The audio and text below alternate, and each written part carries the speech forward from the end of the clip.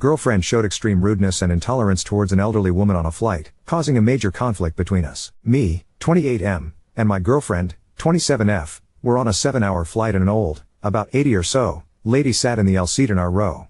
The lady was traveling alone, likely from Sri Lanka, and didn't speak a word of English.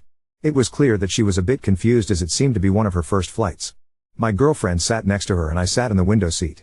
From the first moment to the end of the flight, my GF constantly complained about a smell coming from the lady. My GF would even make faces and sounds here and there. Yes, there was a smell that came in waves, but it was likely because of the bathroom behind us. Then my girlfriend complained about the lady's bag touching her only so slightly and constantly said she should know to not have her bag there. Why doesn't she know to put it under the seat? Everyone should. I offered several times to switch seats with my GF and she said no, it's fine. Then, the lady got my GF's attention to try to communicate with her, and my GF was so dismissive, basically saying loudly, "I don't understand you," and looking at the lady for only a second before going back on her phone. It was extremely rude.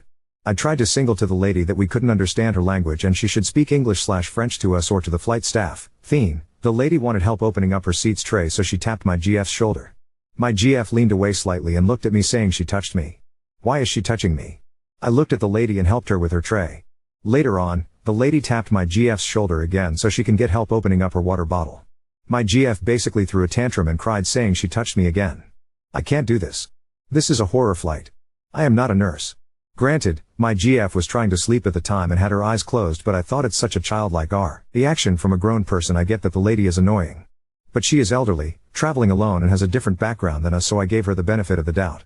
I was visibly annoyed during the flight and spent most of it watching the lady to make sure I step in and help her before she asks my GF for help, who didn't help the lady once. I was quiet for a few days after that and the topic came up.